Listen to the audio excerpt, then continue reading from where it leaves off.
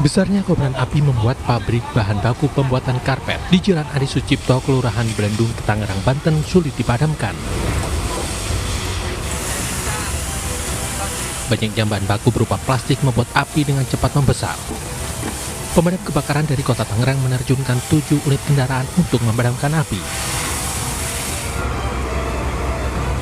Warga sekitar yang mengetahui kebakaran panik dan mengevakuasi kendaraan karena tempat tinggal mereka tak jauh dari lokasi kebakaran. Kebetulan lewat terus saya ngeliat kebakaran. Oke. Jam 11 lewat 22. Saat kejadian kebakaran memang ada karyawan yang bekerja saat itu atau gimana? Karyawan mah ada, cuman posisi lagi kagak kerja. Petugas kepolisian dari Polres Metro Tangerang Kota masih menyelidiki dugaan penyebab awal terjadinya kebakaran pabrik karpet yang diduga akibat korsleting listrik.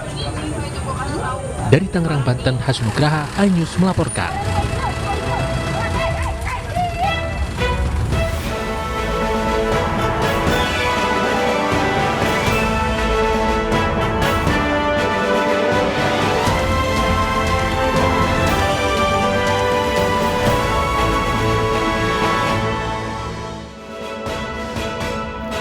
Seekor kerbau mengamuk menyeruduk pengendara dan warung di Jalan Trans Sulawesi Tanah Toraja, Sulawesi Selatan.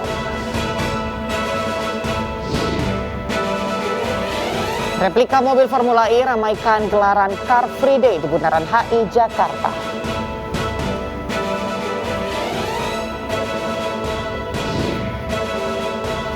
Kalahkan Liverpool, Real Madrid kembali angkat trofi Liga Champions.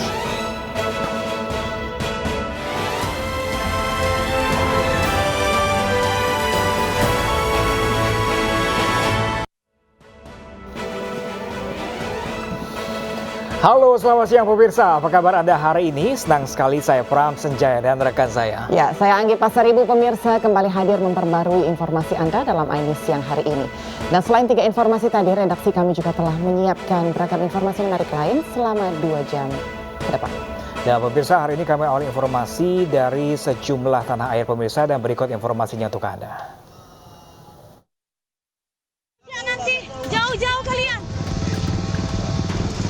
Kebakaran di kantor pengairan. Sebuah truk terbakar di Jalan Sumpani, Tongah, Kabupaten Simalungun, Sumatera Utara. Api dengan cepat menghanguskan truk tanpa muatan. Saat peristiwa terjadi terdapat 5 orang di dalam truk. 2 orang meninggal dan 3 lainnya luka bakar. Warga dan pengendara lain yang melihat kebakaran truk takut mendekat karena khawatir terjadi ledakan.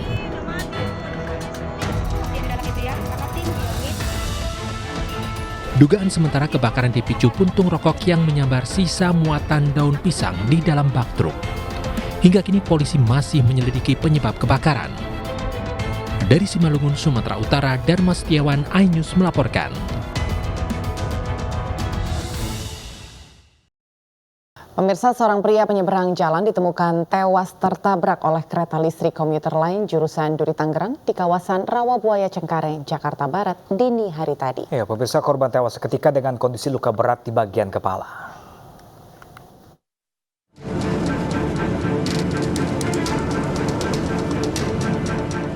Muhammad Rizal, 58 tahun, ditemukan tewas di perlintasan kereta di kawasan Rawabuaya Cengkareng, Jakarta Barat. Korban yang tewas dengan luka berat di bagian kepala usai tertabrak kereta listrik komuter lain jurusan Duri Tangerang. Menurut Ketua RT setempat, sebelumnya korban sedang berkumpul dengan temannya di pinggir jalur kereta. Saat korban ingin menyeberang, seketika muncul kereta hingga langsung menabrak korban dan terpental sejauh 2 meter. Katanya habis ngopi apa tuh sama temennya tuh. Pas disediain kopi juga belum diminum, dia bilang dia langsung nyelonong aja. Keluarga menolak otopsi dan membawa jasad korban ke rumah duka untuk disemayamkan. Dari Jakarta, Miftahul Gani, iNews melaporkan.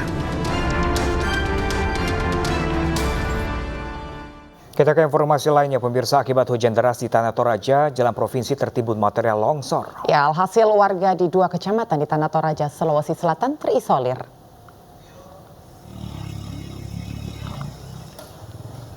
Jalan provinsi di Jalan Poros Makale Mapak tertimbun longsor, tepatnya di Lembang Makodo, Kecamatan Simbuang, Tanah Toraja.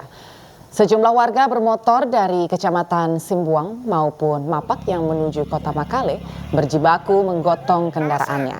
Pasalnya material longsor menutup akses jalan utama, bahkan warga di 2 kecamatan di Tanah Toraja terisolir.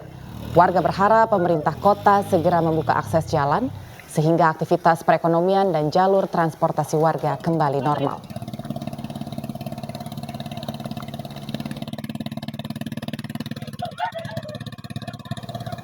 Sementara itu pemirsa, seorang ibu hamil asal Desa Dodolo, Luwu Utara terpaksa ditandu sejauh 18 km untuk sampai ke puskesmas untuk melahirkan. Ya pemirsa, warga dan petugas Babinsa Dodolo terpaksa membawa ibu hamil tersebut disebabkan kondisi desa yang masih terisolasi, yakni belum memadai akses jalan untuk dilalui kendaraan roda 4.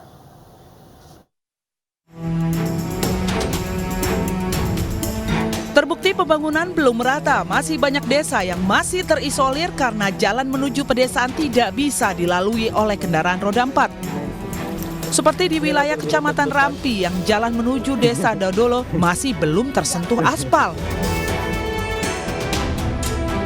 Untuk kesekian kalinya, seorang warga terpaksa ditandu untuk bisa menuju puskesmas terdekat. Itu pun warga terpaksa menandu hingga jarak 18 km. Vera usia 20 tahun warga Desa Dodolo ditandu menggunakan peralatan seadanya yang terbuat dari kayu, sarung, dan tali. Oleh warga dan anggota Babinsa Kodim 1403 Palopo, Vera yang hamil 9 bulan ditandu melewati jalan setapak bertanah, naik turun gunung yang diapit tebing di tengah hutan belantara. Melewati derasnya arus sungai serta melintasi jembatan gantung yang terbuat dari kayu. Vera terpaksa ditandu ke puskesmas karena usia kandungannya sudah memasuki masa persalinan dan harus mendapatkan penanganan dari petugas medis akibat kondisi kesehatan kian menurun. Kondisi pasien per saat kami tiba di puskesmas langsung diterima oleh bidan, didampingi oleh dokter dan langsung ditangani. Dan saat ini yang bersangkutan sudah, puji Tuhan, sudah melahirkan. Kejadian seperti ini bukan pertama kali terjadi. Sudah ada puluhan warga yang ditandu dari Desa Dodolo menuju Desa Saluku. Warga berharap pemerintah segera memperbaiki akses jalan di wilayah tersebut. Dari Kabupaten Luwu Utara, Sulawesi Selatan, Nasruddin Rumbak, iNews melaporkan.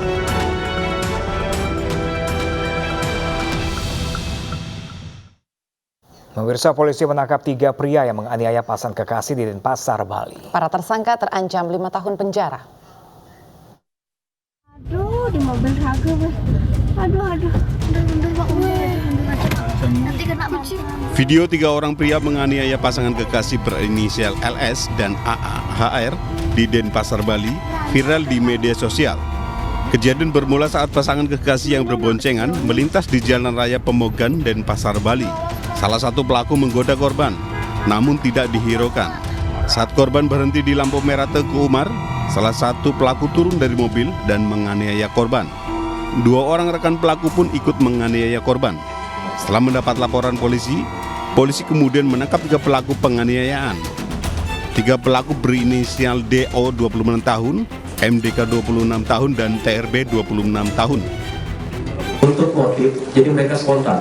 Kejadian ini spontan, di mana para pelaku dalam pengaruh minuman beralkohol. Jadi tidak ada motif pribadi antara pelaku dengan korban, itu tidak pernah kenal sebelumnya, tidak pernah bertemu sebelumnya, tidak pernah ada permasalahan sebelumnya. Menurut polisi, saat menganiaya korban, pelaku dalam pengaruh minuman keras. Atas perbuatannya, para pelaku terancam hukuman 5 tahun penjara. Dari Denpasar, Bali, Indira Ari, iNews melaporkan. Pemirsa, menyemarakan ajang balap mobil listrik yang akan digelar pada 4 Juni mendatang di sirkuit Ancol, Jakarta Utara. Replika Formula E minggu pagi tadi dipamerkan di sekitar bundaran Hotel Indonesia. Informasinya sesaat lagi pemirsa, tetap bersama kami.